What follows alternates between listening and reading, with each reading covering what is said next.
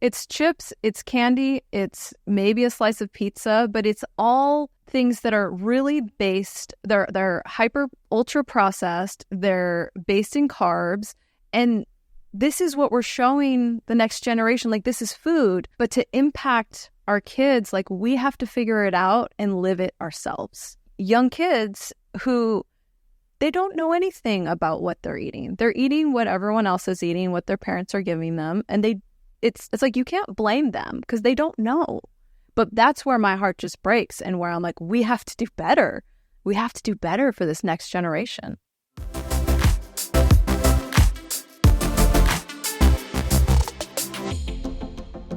Hi, friends. Welcome back. Today, I have a special treat for you. What you're going to see is an interview that I did with my good friend, Shawn Stevenson, on his podcast, The Model Health Show. So Shawn is a huge fan of the new book with myself and Dr. Ben Bickman.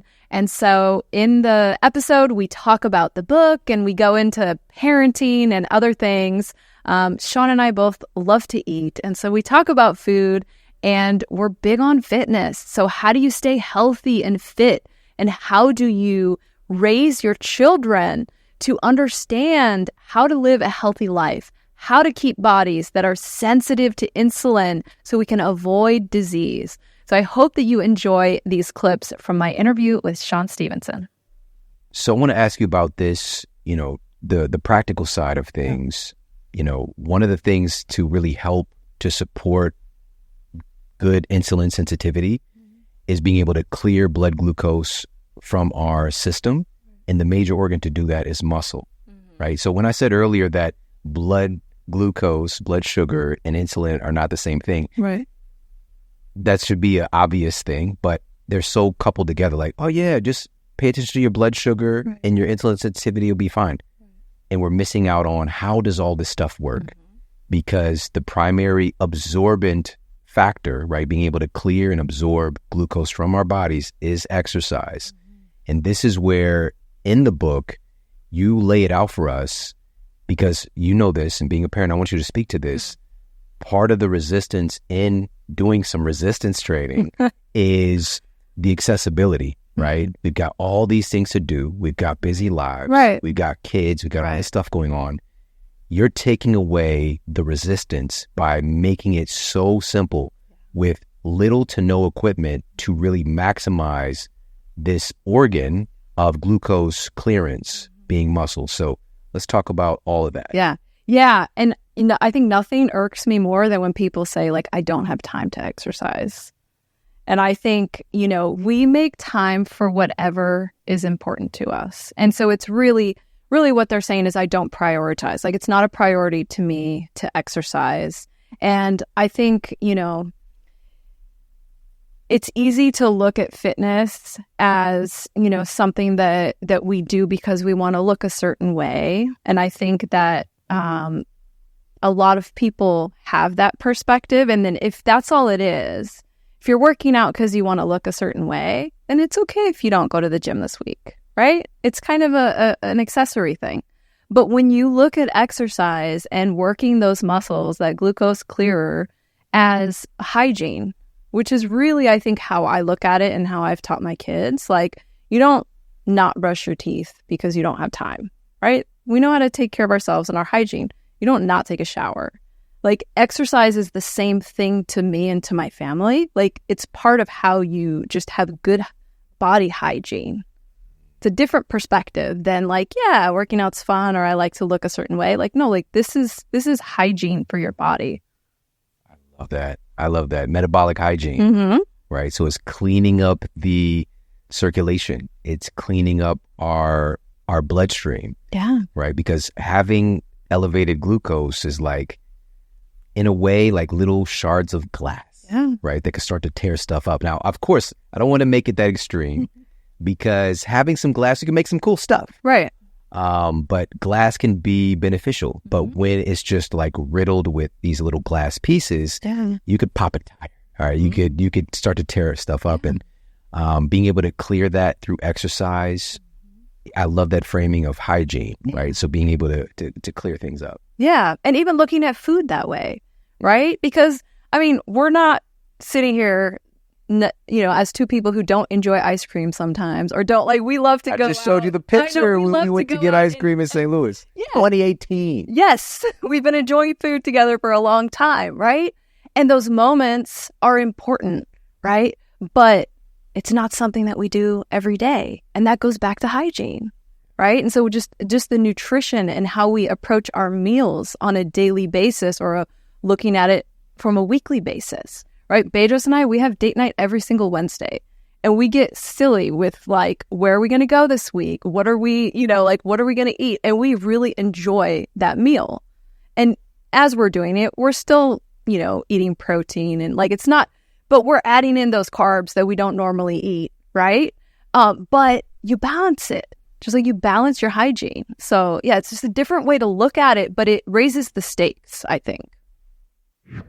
A lot of people need help right now in helping to get them out of this state where they're pre-diabetic, or also Dr. Bickman's taking several overweight/obese test subjects through a protocol for 90 days and completely reversing their type 2 diabetes. They're no longer type 2 diabetic after going through that protocol, and also still being able to eat food and to enjoy life and to do stuff.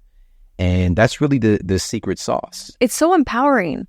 And I think, this is something, again, that I read in your cookbook, where you were saying like food can be the most powerful tool, right, to give us health, but then it can also be such a powerful weapon. But just flipping it from a weapon to a tool, 90 days to reverse all of the signs that they had type 2 diabetes. It's power, knowing that and learning that. And just changing your habits. And I go into that a lot in the book. It's it can sound big and scary, right? But it's just habits.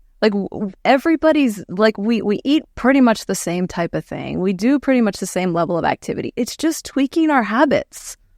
Can you talk a little bit about why we're prioritizing protein? Well, most of us, Josh, the standard American diet, the bulk of it is carbs. Right? Now, so really the first thing is controlling those carbs. And this is where the paradigm shift comes in. And for anyone who's in that position where it's they're learning this information, they're oh my gosh, I need this, right? I am headed towards type 2 diabetes. I feel the first thing they need is almost permission to do everything different than what the mainstream is doing, right? And the mainstream is most of your meal is carbs, right? And that's not supporting your muscle. That's not, that's spiking your insulin. And so with protein, we're supporting our muscle. It releases less insulin. And then with fat, which hopefully we're not scared of anymore, healthy fat, is not impacting our insulin at all. And then there's fiber, really important to put fiber in the mix. But yeah, just giving people permission, you don't have to eat like everybody else. Right? You shouldn't. Yeah. This is just bringing up, memories of how we start our day in our culture. It is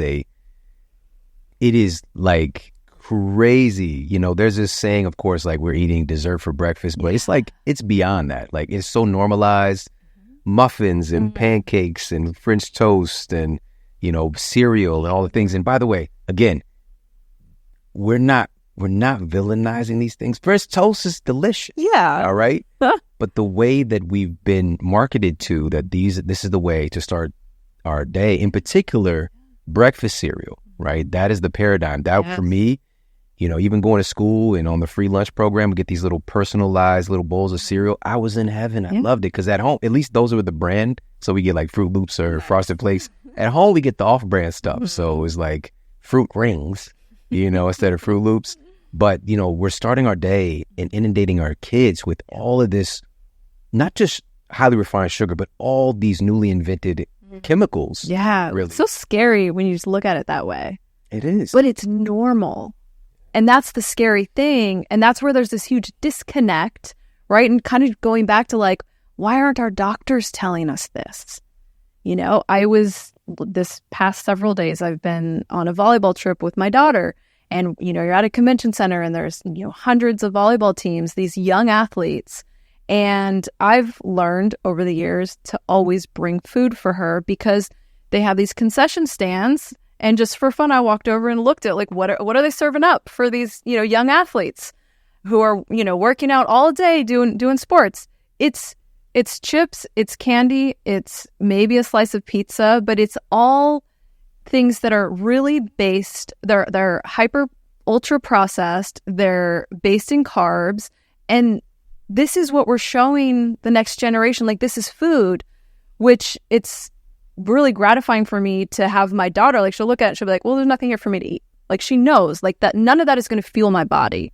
And the same thing holds true with the beverages as well, right? You see this stuff, I see it as well, the Gatorades and the Powerades and all that stuff, and just like absolutely blasting our systems and our kids' systems with this highly refined sugar, not to mention these newly invented chemical dyes and stabilizers and all this stuff. It's just like, it's the opposite of healthy and fueling performance. Yeah, but to impact our kids, like we have to figure it out and live it ourselves. And, I'm sure you've had this experience before where you see, young kids who they don't know anything about what they're eating. They're eating what everyone else is eating, what their parents are giving them. And it's like you can't blame them because they don't know. But that's where my heart just breaks and where I'm like, we have to do better. We have to do better for this next generation. Today, more than ever, like we have access to these tools and modalities, but also we also have access to a lot of things that are more, we'll just say ineffective, right? Because we have a current paradigm, even when it comes to mental health. We have a paradigm that is, as you said, very codependent. Right? So we have this constant treatment protocol, right? A big portion of that is pharmaceutical methods. Yeah. And even through talk therapy, it creates this kind of codependency where we're doing the same thing over and over again and looking at a thing over and over again, but not necessarily clearing it or being free from it, right? And so we become dependent to keep on kind of tinkering around with this same thing. Now, it depends, obviously. There are amazing therapists out there that pride themselves on basically getting people to hire them so they can fire them because they're because they're helping them to heal. Yes. But we do have a business model that also creates codependency, for many people. And so what I want to relay is for people, if you feel like you're not getting anywhere or if you're not healing, that there are other options for you, and therapy can be incredibly valuable. And that's such a good point. And, there's so many different types of therapy out there.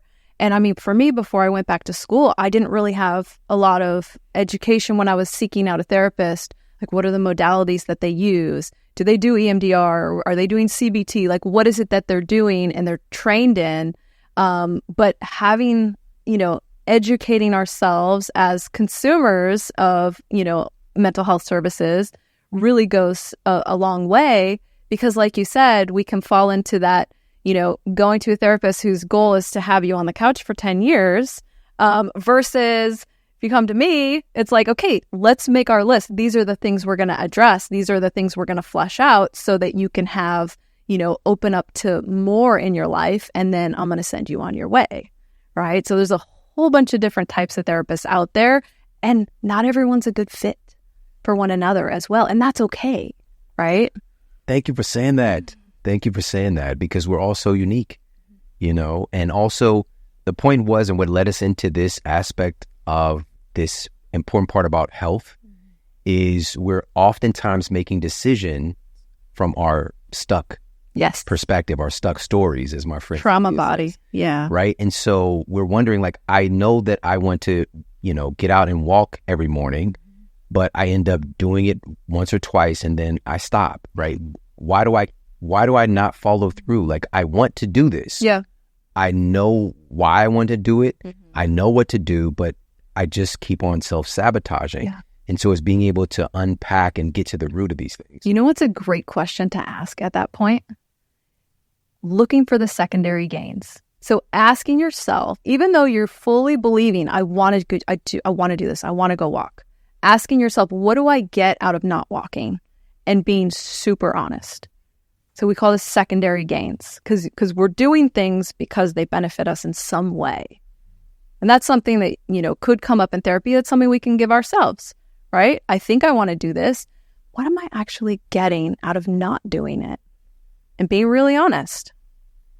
Can you give us an example of what an answer might be? Sometimes it feels kind of good to have something to complain about. And it could be that. It could be I've taken on this role of, a victim in some way, or of someone who things aren't going well for me. And I get something out of, maybe complaining to friends or family about it. It's how I get attention. It's how I feel seen. It's how I matter. It's how I feel important. Yeah. And you could trace it back for some people, maybe when they were young. I'm just making this up, but maybe they got attention from their parents when they were sick. And maybe if they, were able to do a deep dive, wow, when I was sick, I felt like I got some love and attention. And now as an adult, I'm always sick.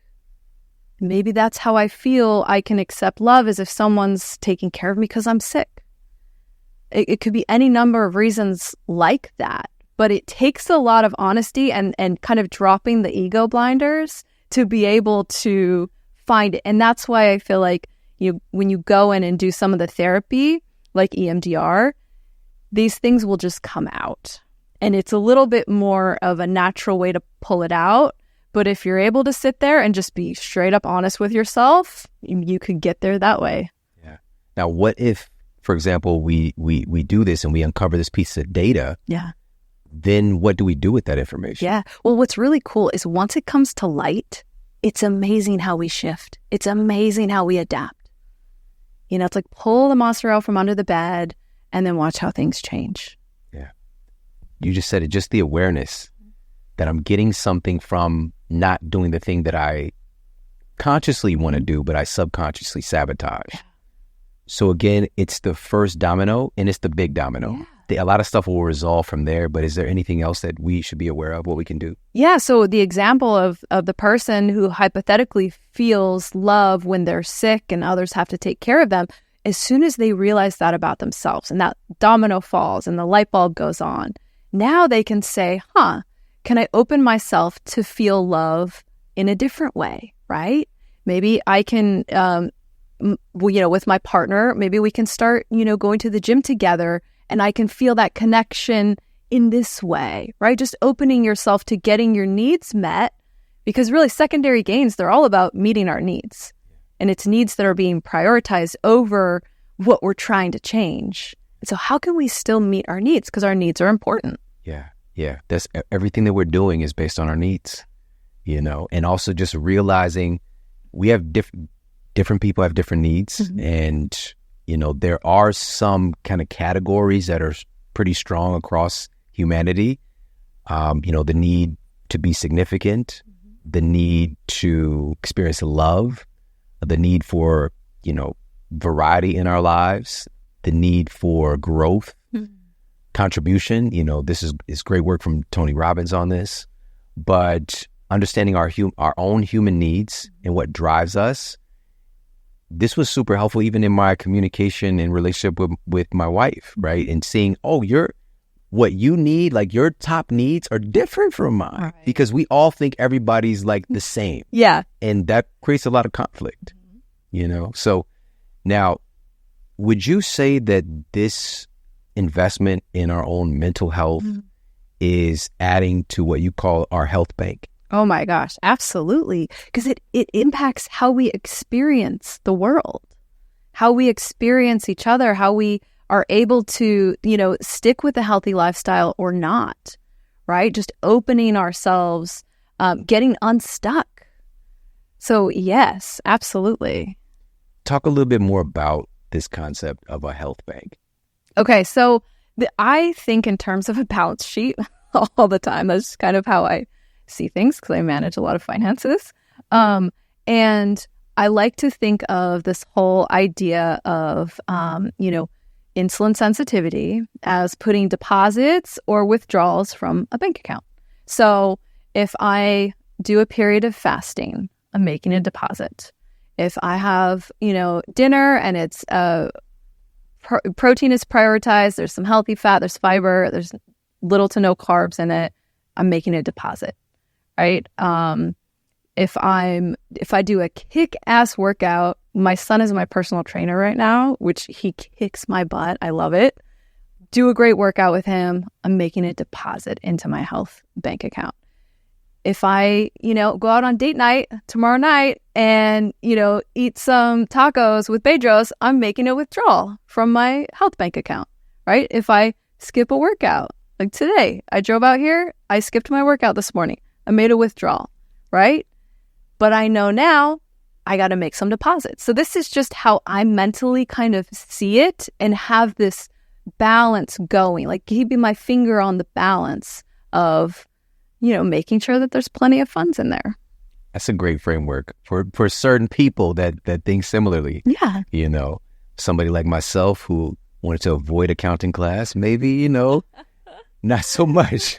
But I love that, and it specifically, again, we're talking about investing in your metabolic health and knowing now it is clear this is the driving force, is the foundation for our multiple epidemics of chronic disease.